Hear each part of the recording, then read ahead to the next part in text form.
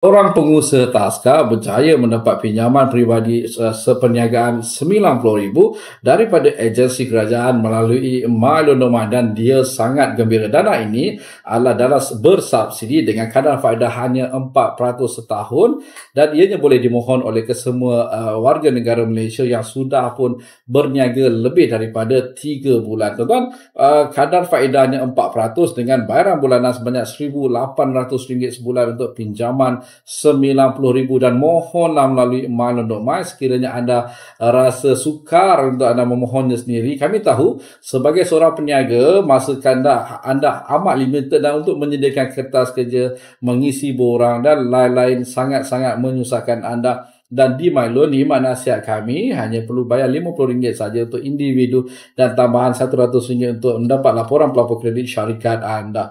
Dan di Mylon kami sudah beroperasi daripada tahun 2021 dan kami sedikit arif tentang memohon dana dan sumber-sumber dana yang ada pada semasa itu saja tuan-tuan. Seperti biasa dengan Mylon, pinjaman anda menjadi lebih mudah. Assalamualaikum, salam sejahtera dan jumpa lagi.